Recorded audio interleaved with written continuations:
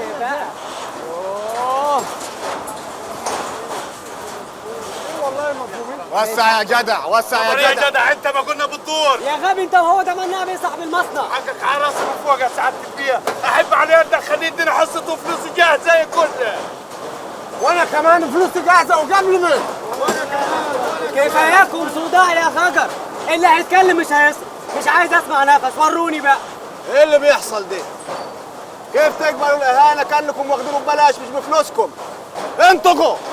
مش هيردوا عليك يا مناع بيه، مش هيردوا عليك لانهم عارفين ان كلمتي واحده، واللي هيتكلم مش هيصرف. اخصى عليكم، اخصى عليكم. ازاي تقبلوا الاهانه من واحد خواجه؟ هتكسبوا كام في الطن؟ انت بتقول ايه يا مناع بيه؟ انت عاجبك الفوضى والغوغاء اللي هم فيها؟ انا بعلمهم النظام. انت بتذلهم باكل عيشهم، وانا ما بقبلش اهل بلدي يتذلوا. مناع بيه انا بعلمهم النظام والتحضر. بالحجه، انما الحقيقه انك مستمتع بوقفتهم قدامك زي الطلبير. يلا غوروا قدكم غوره، كل واحد منكم يطلع بره المصنع ويقدم طلب، وانا ابقى احدد له ميعاد يجي ياخد حاجته مرفوع الراس. ربنا يخليك لنا ويطول عمرك يا سعاده البيئه. اما انت يا خواجه، انا احرمك من المتعه دي وادير المصنع بنفسي. تفضل، مع السلامه.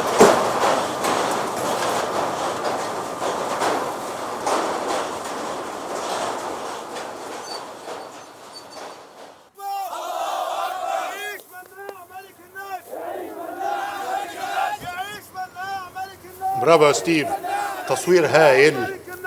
اجمل اللحظات بقى لحظات التتويج واقامه مملكه المخدرات في مصر اصبحت امر واقع.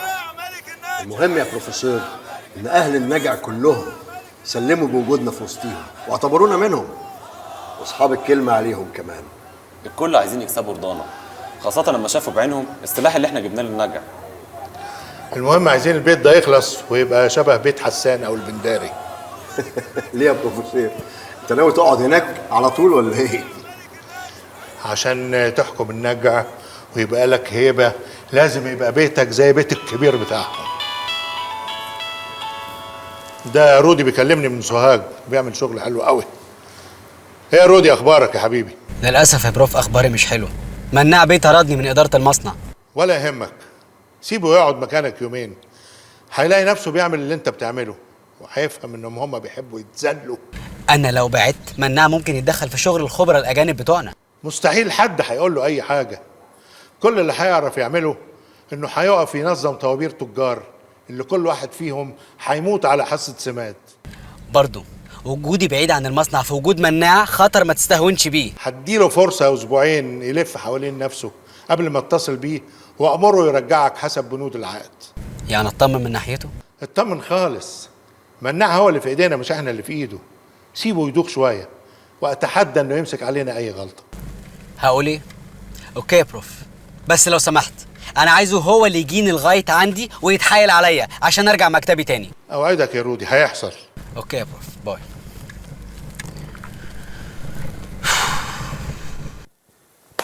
انا هتجنن يا دكتور جمال.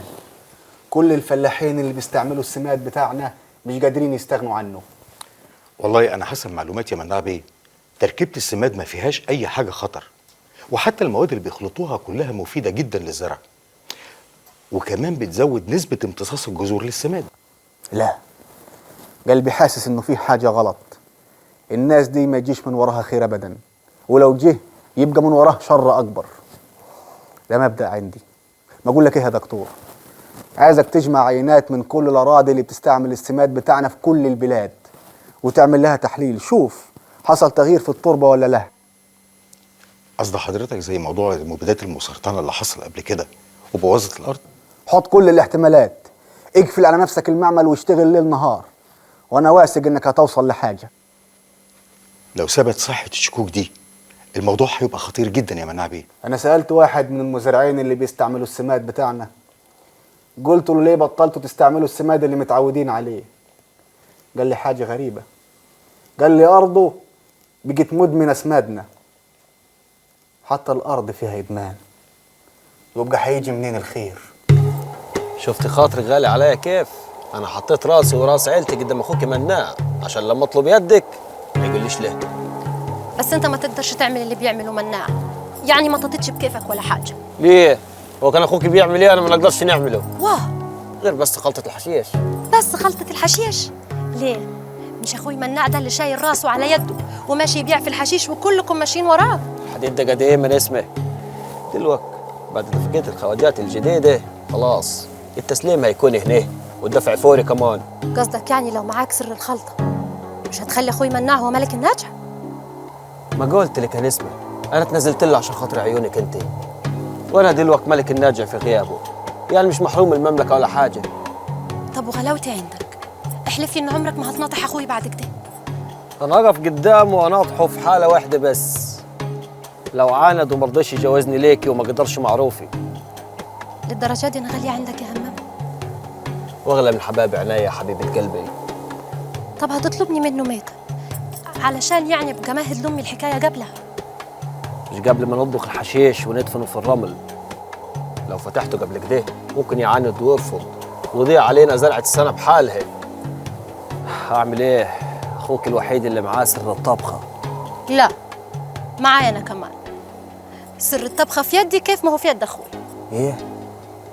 بتقولي ايه؟ سر الخلطة معاكي؟ احب على قدك يا نسمة تقولي لي سر الخلطة ايه؟ لا، السر ده هيفضل جواي لغاية اخويا ما يعاود. لو وافق على جوازنا ساعتها هجيلك بيتك والسر معايا. وساعتها ابقى ملكت الدنيا بحالها. يبقى ما تصبرش، اول ما اخويا يحط رجله في الناجح اطلبني منه وانا هتكلم مع عمي علشان الين دماغها يعني وما تقولش لا. تصدقي بالله انا نفسي اخوك يعاود الليله. يعاود وقت ما يعاود، المهم لما يعاود تكون جهزت لي بيت يليق بمقامي. مش لاتد عليكي بيت ابويا ولا ايه؟ لا، انا عايزه بيت لوحدي انا، وبعدين ما اقدرش اعيش مع عمك واختك رقيه واولادك في بيت واحد. خلاص خلي الرجاله اللي بيبنوا بيت الخواجات يبنوا لك بيت جديد ومحدش يقدر يسالني انت بتبني ليه. ربنا يستر. انا عمري ما خبيت حاجه على مناع، وهو طول عمره ستر وغطى علي. مش عارفه ليه قلبي مكبوت. ربنا يستر.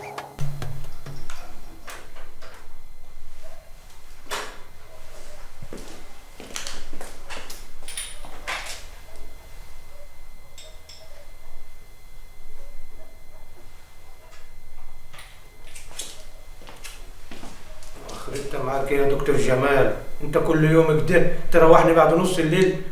مناع بيه قال لك تتزرع هنا جنبي، عايز تمشي مع السلامه. تبقى انت عايز تقطع عيشي. اوه خليني بقى اركز. روح افتح وما تدخلش حد لما اقول لك. ايوه حاضر. افتح يا بابا انا مناع. حاضر يا سعاده البيت. اتفضل اتفضل اتفضل. اقف قدام الباب بره. حاضر. واقفله كويس. حاضر. ازيك يا دكتور؟ اهلا. كويس انك جيت، كنت هتصل بيك النهارده. وصلت الحاجه؟ تقريبا. لو ظني طلع في محله تبقى كارثه. ششت اقفل. تعال اوصلك وفي الطريق نتكلم. يا ولاد الشياطين، انا كنت بقول من الاول اكيد تركيبه السماد دي وراها حاجه خطيره. لكن ما فيهاش حاجه ممنوعه ولا حتى بتضر بصحه الناس. ضررها يا دكتور، هو لما الارض تبوظ من غير السماد دي ما يبقاش ضرر للبلد كلها؟ صعب نثبت الكلام ده مناع بيه، الا اذا الوزاره شكلت لجنه من كبار الدكاتره واخدوا عينات من كل الاراضي اللي استخدمت السماد بتاعنا وعملوا عليها نفس التجارب بتاعتي.